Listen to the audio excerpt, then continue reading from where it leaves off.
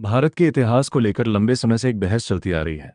कई लोगों का मानना है कि स्कूलों की इतिहास की पुस्तकों में मुगल साम्राज्य, विशेष रूप से बाबर, अकबर, जहांगीर, शाहजहां और औरंगजेब के शासनकाल को अपेक्षाकृत अधिक महत्व दिया गया है।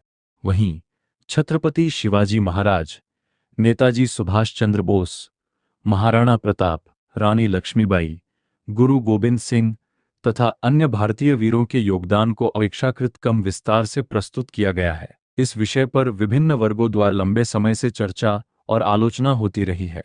हालांकि इतिहास लेखन का उद्देश्य किसी व्यक्ति या शासक को बड़ा या छोटा दिखाना नहीं होना चाहिए, बल्कि तथ्यों और प्रमाणों के आधार पर संतुलित रूप से अतीत को प्रस्तुत करना होना चाहिए। भारत का इतिहास हजारों वर्षों में फैला हुआ है। इसमें प्राचीन भारत, मौर्य और गुप्त साम्राज्य, दक्षिण भारत के शक्तिशाली राज्य, मराठा साम्राज्य, सिख साम्राज्य, मुगल काल, ब्रिटिश शासन तथा स्वतंत्रता संग्राम सभी महत्वपूर्ण अध्याय हैं।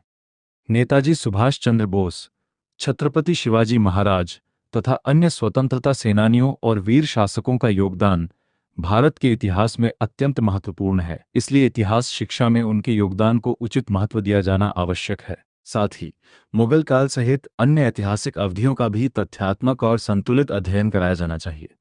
एक संतुलित इतिहास ही विद्यार्थियों को भारत के अतीत की सही और समग्र समझ प्रदान कर सकता है।